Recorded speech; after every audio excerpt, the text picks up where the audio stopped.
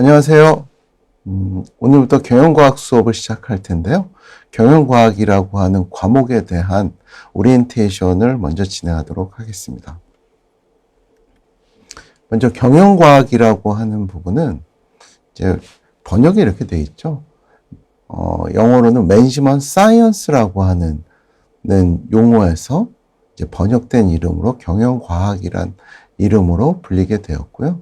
경영과학이라고 하는 거는 그 아래 정의에 나와 있는 것처럼 경영과 관련된 다양한 의사결정 문제를 과학적인 방법으로 해결하는 학문이라고 얘기했어요. 그러니까 일단 우리가 알고 있는 경영과 관련된 경영이라고 하는 데서 발생하는 문제들. 근데 이 문제가 의사결정이라고 하는 거는 내가 어떻게 해야 되는지, 예를 들자면은 물건을 얼마나 사야 되는지, 그 다음에 인력은 얼마나 채용해야 되는지, 마케팅 비용은 얼마큼 지불해야 되는지, 그렇죠? 그 다음에 뭐 채권을 발행해서 내가 자금을 조달해야 되면 얼마나 조달해야 되는지, 이런 것들이 전부 다 경영과 관련된 의사결정 문제들이에요. 그런 것들을 과학적인 방법으로 해결하는 학문을 경영과학이다라고 정의하고 있어요. 여기에서 의사결정 문제들 중에서 전통적으로 이런 과학적인 기법들이 많이 사용됐던 건 뭐냐면은 생산관리라고 하는 분야였어요. 생산관리라고 하는 거는 이런 거잖아요. 내가 공장에서 물건을 만들어낸다라고 하면은 이 공장에서 제품을 만들 수 있는 어떤 그 캐퍼시티, 용량이 있을 거예요. 그렇죠? 한 공장에서, 물론 자동차 공장이라고 하면 자동차 공장에서 소형차를 하루에 몇 개 만들 수 있고, 중형차는 몇 개 만들 수 있고, 대형차는 몇 개 만들 수 있고, 그 다음에 상용차, 트럭이라든가 이런 상용차는 몇 개 만들 수 있다라고 하는 캐퍼시티가 있을 거고, 그 다음에 그 물량이 정해져 있다라고 해도 거기에 사용되는 재료들 있죠. 예를 들자면 철판이라든가 뭐 플라스틱이라든가 이 관련된 재료들이 어떻게 공급되느냐에 따라서, 그 다음에 그 라인에서 작업하는 사람들이 내가 고용하고 있는 어떤 임직원 수에 따라서 결정이 되게 되겠죠. 그렇죠? 이런 어떤 생산 관리와 관련된 분야가 어떤 경영과학에 있어서 가장 전통적인 문제들이었어요. 그렇죠? 그러다가 이 생산 관리에서 어떤 제품을 생산하는 데 있어서 다양한 어떤 조건들을 감안했을 때 얼만큼의 제품을 생산하는 게 좋으냐라고 하는 게 경영과 관련된 의사결정 문제 중에서 경영과학이라고 하는 어떤 그런 기법들이 또는 방법론들이 많이 사용됐던 분야인데, 이러다가 재고관리? 과연 그럼 내가 만들어낸 제품이 도대체 고객들이 얼마나 많이 욕을 할 것이냐. 내가 뭐 자동차 같은 것들을 창고 또는 어떤 지역에 보관한다 그러면은 생산을 많이 하고 판매가 안 되면은 점점 더 많은 그 땅이 필요하겠죠. 마찬가지로 공장 같은 경우는 창고가 필요할 거예요. 그래서 그런 어떤 재고 관리와 같은 분야도 이런 경영 의사결정에서 많이 활용되는 분야였고, 그러다가 재무 관리라고 하는 분야. 즉, 우리가 회사가 돌아가려면은 운전 자금이라는 게 필요하죠. 그렇죠? 제품도 구매해야 되고, 임직원들에게 급여도 지불해야 되고, 광고도 해야 되고, 그러면 그런 자금이 필요할 텐데, 이런 자금을 회사가 처음 만들어주고, 그 다음에 제품을 판매해서 이미 플러스 캐시플로우가 있지 않는다라고 하면은 어떻게 해요? 채권을 발행해갖고 타인 자본, 즉 채권에 투자한 사람들로부터 자본을 조달하거나 아니면 은행에서 대출을 받거나 또 다른 방법으로 주식을 발행해서 주주들의 자금을 갖다 모을 수 있을 거예요. 그러면 우리 회사가 가지고 있는 여러 가지 계획들, 여기 두 가지가 있어요. 단기적으로 내가 사용해야 되는 비용도 있고, 장기적으로 투자를 하기 위해서, 예를 들어서 신규 공장을 갖다 세운다라든가, 또는 다른 회사를 갖다 인수한다라든가, 이런 걸 하기 위해서 하는 그런 의사결정 문제들. 이런 데서도 경영과학이라는 게 사용되게 되고, 그 다음에 마케팅. 내가 광고를 예를 들어서 한다 그러면은 TV에 광고를 한다거나 아니면은 뭐 신문에 한다거나 인터넷에 한다거나 아니면 직접 뭐 우리가 다이렉트 메일링 같은 거, 또 DM을 발송한다거나 이런 것들이 과연 내 제품에 대해서 얼마큼 효과가 있느냐, 그리고 그런 것들이 실제 내 제품에 대한 구매율과 어느 정도 관련성이 있느냐, 이런 것들을 감안해서 비용 대비 효과를 갖다가 고려해서 의사결정해야 될 부분도 있겠죠. 그렇죠? 그 다음에 인사관리라고 해서 내가 생산, 판매, 마케팅, 재무 이런 것들과 관련된 인력들을 얼마큼 채용해야 되는지, 그렇죠? 그리고 자연적으로 정년퇴직하는 사람들이 있으니까 얼만큼을 재고용을 해야 되는지, 이런 것들에 대한 것도 다 경영과 관련된 의사결정 문제예요. 그런데 이런 의사결정 문제는 전부 다 어떤 조건들이 있단 말이에요. 그렇죠? 유한한 자원이죠. 내가 생산을 해야 된다면 얼만큼 구매를 할 수 있는지에 대한 구매에 대한 조건도 있을 거고, 인력에 대한 조건들도 있을 거고, 내가 가지고 있는 기계나 장비에 따른 어떤 생산성에 관련된 조건들도 있을 거예요. 그런 것들을 감안해 가지고 문제를 갖다 풀 때 그 문제를 푸는 게 수학, 통계학, 공학 등에 사용하는 여러 가지 기법들을 갖다 사용하게 된다는 거죠. 수학과 관련돼서는 이제 방정식 또는 부등식, 대표적인 게 이런 어떤 수식들이 많이 사용되고, 그다음에 통계학과 관련된, 예를 들어서 어떤 뭐 경기가 호황이 온다. 경기가 호황이 오면 내 제품이 더 많이 필요할 것이고, 불황이 오면은 판매량이 줄어들 거죠. 그럼 경기의 호황과 불황이 앞으로 확률적으로 또는 과거에 어떻게 일어났느냐에 따라서 내가 의사결정하는데 필요한 것들이 나오겠죠. 그리고 공학 등에서 나오는 여러 가지 그 기법들을 갖다 활용해가지고 그 문제를 갖다 풀어보는 걸 갖다가 포괄해서 경영과학이라고 얘기를 합니다. 이 경영과학이라는 게 점점 더 중요해지는 이유가 뭐냐면, 이제 요즘은 우리 빅데이터라는 말을 많이 쓰잖아요.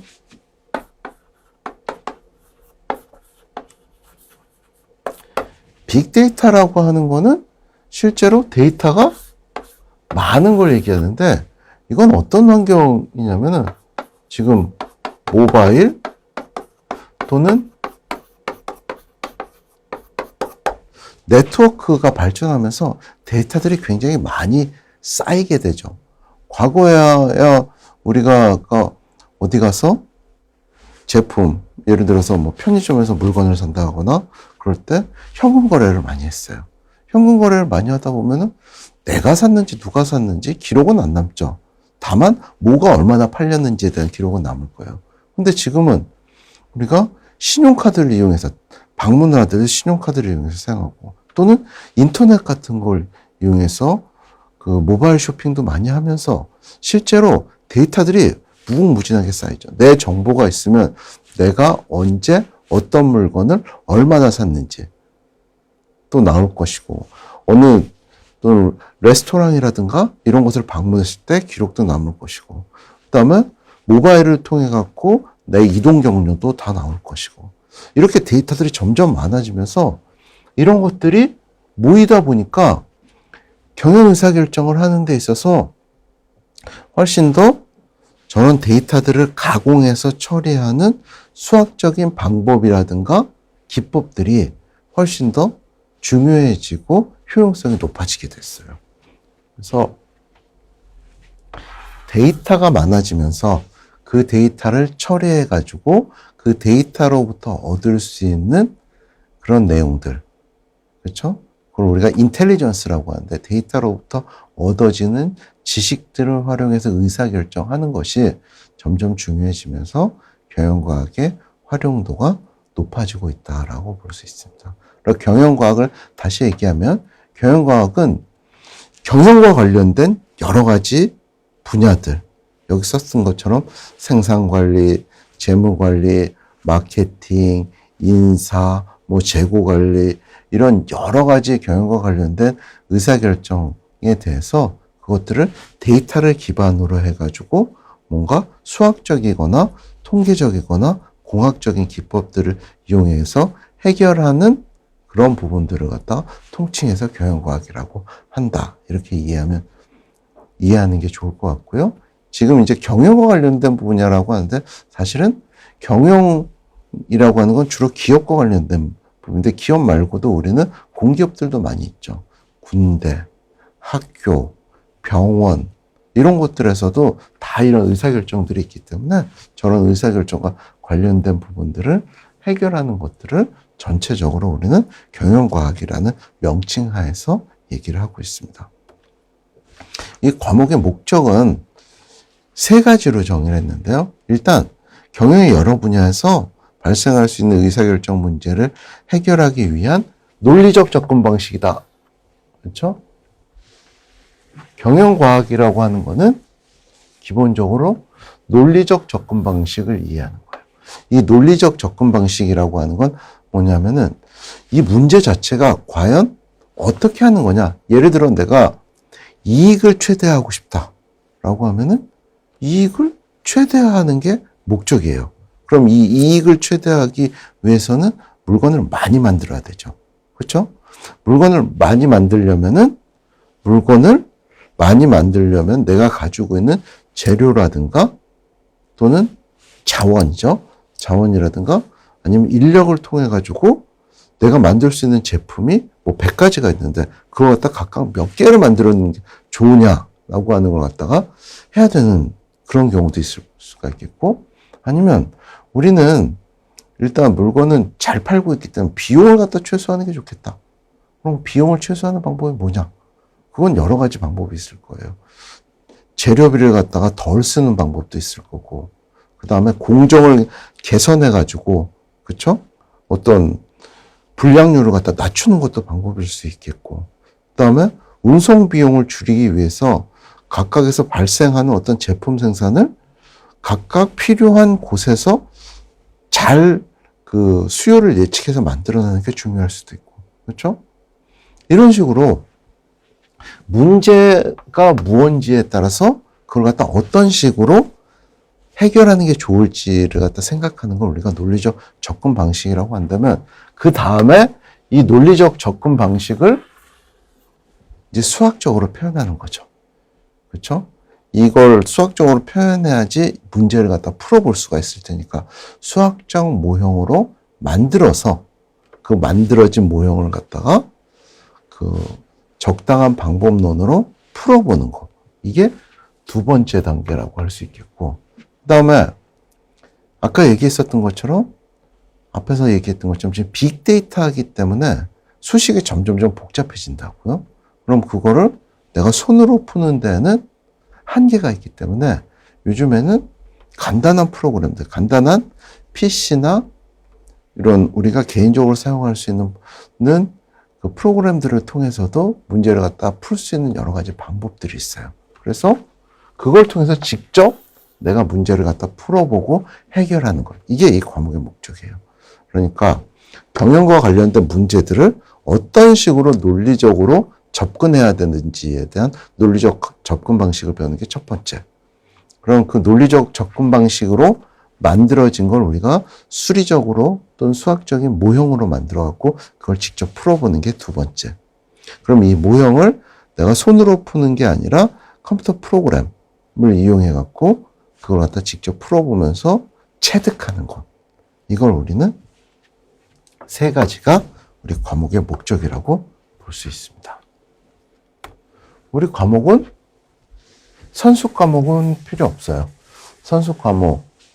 왜냐하면은 과정에서 나오는 여러 가지 수학적 모형이라든가 이런 것들은 기본적으로 우리 교과과정에서 고등학교 때 배웠었던 어떤 과정들을 갖다가 기반으로 하고 있고, 거기에서 추가되는 내용은 우리 수업 시간에 다루기 때문에 필수 선수 과목은 없는데, 다만 지금 우리가 하고 있는 게 아까 얘기했었던 것처럼 경영과 관련된 문제들을 갖다 다루는 거기 때문에 경영에 대한 전반적인 어떤 이해, 예를 들어서 뭐 경영에서 인사관리, 재무관리, 생산관리 이런 게 뭐지? 그런 것들과 관련돼서 좀 더 기반 지식을 갖다 얻고 싶거나, 아니면 좀 더 수학적인 부분에 있어서 기초 지식이 필요하다라고 하면은 이런 경영학 원론이나 경영통계 과목 이런 것들에 대해서 사전에 여러분들이 자체적으로 공부를 하면은 좀 더 도움이 될 수 있을 거라고 생각합니다.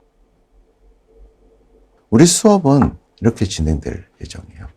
경영과학과 관련돼서 인트로덕션, 소개라고 볼 수 있죠.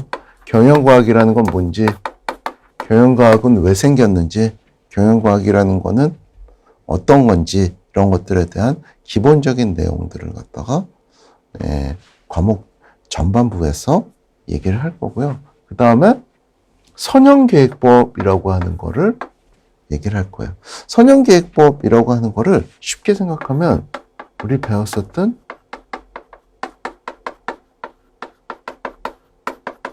고등학교 수학과정에서 배웠던 연립방정식, 그 다음에 연립부등식이라고 생각하면 돼요.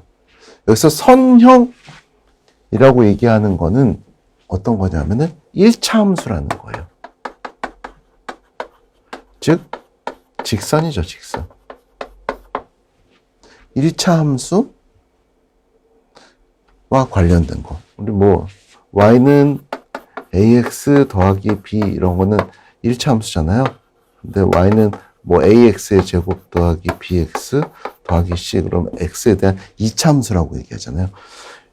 선형계획법에서는 1차 함수와 관련된 수식의 모양으로 여러 가지 문제들을 갖다 만들어 보고 그것들을 어떻게 푸는지에 대해서 같이 공부를 해볼 거예요. 그 다음에 정수계획법이라고 하는 부분이 나오는데, 정수계획법은 인티저 프로그래밍이라고 해갖고 얘는 선형계획법에서 어떤 부분집합이라고 볼 수 있어요. 정수계획법은 선형계획법의 부분집합이라고 볼 수 있는데, 내가 만들어야 되는, 의사결정해야 되는 게 어떤 1, 2, 3 이런 정수로 나오는 거예요. 근데 이제 선형계획법은 1, 2, 3이 아니라 1.5, 뭐 2.5 소수로도 다 풀어볼 수 있다라고 하는 게 선형계획법이라고 생각하면 되고요. 그 다음에 수성 문제와 네트워크라고 해가지고, 예를 들어서 내가 이런 거예요. 영업사원이에요. 영업사원인데 내 고객들이 여러 명이 있어요. 그러면은 과연 내 영업사원들이 내 매출을 갖다 최대화하려고 하면은 내 고객들을 하루에 어떻게 방문하는 게 좋은가? 뭐 지역들도 많고, 뭐 교통사정도 있고, 거리도 있고, 이 사람들이 원하는 필요한 물건의 양도 있고, 그러니까 어떻게 가면 좋을지 라든가, 또는 뭐 컨테이너로 배송을 해야 되는데 어떻게 하면 좋을지, 이런 것들, 그걸 우리가 수송 문제라고 하고, 그리고 어떤 네트워크와 관련된 그런 걸 공부하는 게 수송 문제와 네트워크. 그 다음에 프로젝트 관리라고 해서, 일단 프로젝트라고 하면은 계획하고 뭐 실행하고 검토하고, 그 다음에 거기서 문제가 발생하면 다시 해결하고, 이런 것들을 전체적인 하나의 프로젝트라고 볼 텐데, 이 프로젝트는 한 사람이 하는 게 아니라 여러 사람이 할 거거든요. 그렇죠? 그러면 그 프로젝트를 관리할 때 그 각각의 사람에게 어떻게 그 업무를 할당하면 되고, 그 업무 할당한 걸 어떻게 관리하면 되고, 이런 것들을 이제 도식화해서 배우는 걸 우리가 프로젝트 관리라고 합니다. 그렇죠? 그리고 이제 멀티 크라이테리어 디시전 메이킹, 다기준 의사결정이라고 해가지고, 다기준 의사결정이라고 하면 이런 거예요.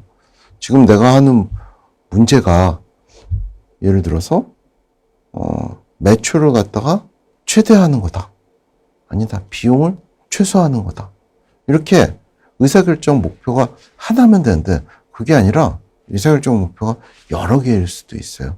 예를 들어서 우리 회사가 궁극적인 목적은 우리 회사의 주가가 높아져서 회사의 기업 가치가 커지는 거다. 라고 하면 이 회사는 여러 가지가 있겠죠. 뭐 손익도 수익도 많이 나야 될 거고 기업의 이미지도 제고해야 될 거고 뭐 기업 이미지 제고라고 하면 좀 추상적이니까 구체적인 수치화로 한다면은 뭐 브랜드 가치라고 하는 게 몇 등 안에 들어야 되고 또는 브랜드 가치가 몇억 원, 몇억 원 또는 몇백억 원 이상이 되어야 되고 그렇죠? 그다음에 내가 가지고 있는 어떤 재무 비율 상에서의 어떤 그 안정성, 기업의 안정성이라는 건 또 어느 정도 돼야 되고 이런 것들이 여러 가지 다양한 의사결정 기준이 있으면은 그런 것들은 어떻게 풀어야 되는지 이런 것들은 이제 다기준 의사결정이 될 거고요. 앞에서 봤었던 선형계획법이 아니라 난리니어 프로그래밍이라고 하면은 이런 선형이 아니라 2차 함수 이상에 대한 문제. 그다음에 뭐 의사결정, 그다음에 대기 행렬, 시뮬레이션 예측. 그래갖고 관련돼서 여러 가지 어떤 경영과학과 관련된 분야들에 대해서 공부를 할 거고 그런 것들을 어떻게 우리가 해결하는지에 대해서도 문제 수리적인 모형을 만들어 보고 직접 풀어보면서 공부를 하게 될 겁니다. 강의 진행은 이렇게 진행할 거예요. 일단 개념에 대해서 설명을 할 거고 지금 우리가 배우고자 하는 게 뭐다? 어디에 사용된다? 그런 내용들을 갖다 공부할 거고요. 그 다음에 그 모형을 갖다가 직접 그러면 논리적 접근 방식으로 모형을 갖다 만들어 볼 거고 만들어진 모형을 한번 풀어보면서 해당되는 문제는 어떻게 풀어야 되는지 그렇죠? 그런 부분을 공부할 거고 그 다음에 예제를 통해 갖고 배웠던 내용들을 갖다 여러 가지 분야에 직접 적용해 가면서 예제를 갖다가 같이 공부를 할 거고요. 마지막으로 이제 만들어진 모형을 직접 손으로 풀어봤으니 엑셀이라고 하는 스프레드 시트 엑셀 스프레드 시트를 통해 갖고 직접 컴퓨터에 입력해 갖고 결과가 우리가 계산한 거랑 같게 나오는지 확인을 해보고 그 다음에 좀 더 복잡한 문제는 손으로 풀기 어렵지만 엑셀 스프레드 시트를 통해 갖고 직접 답을 내보는 이런 과정으로 진행을 하도록 하겠습니다.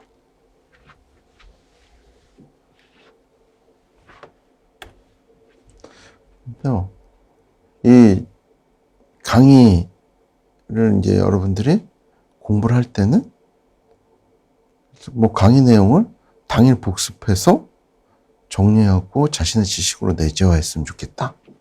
즉, 이게 강의를 갖다 그냥 머릿속으로만 기억하고 넘어가게 되면은 우리 과정은 직접 그 모형을 갖다 내가 손으로 풀어봐야지 이해될 수 있는 거기 때문에 그런 부분들을 당일날 해봤으면 좋겠고요. 그 다음에 여러분들이 노트북 또는 PC에다가 엑셀 프로그램을 갖다가 설치해야지 우리 수업을 따라올 수 있어요. 그래서 엑셀 스프레드 시트를 우리는 전부 학생들이니까 학생들은 학교 과정을 통해 가지고 그 라이센스를 받아서 설치할 수 있기 때문에 그냥 엑셀 프로그램을 사용할 거고요. 물론 엑셀 말고도 또 다른 스프레드시트들 뭐 구글에서도 있고 그런데 그런 부분들보다도 전통적으로 많이 사용하는 엑셀을 활용해서 진행할 거기 때문에 여러분들의 엑셀을 PC나 노트북에 인스톨해 갖고 사용하기 바랍니다. 그리고 이 예제 및 연습 문제도 엑셀로 풀이하고 강의 중에서도 그 내용을 갖다 직접 컴퓨터에서 진행하면서 실습할 테니까 해당되는 내용들을 따라오도록 하고요.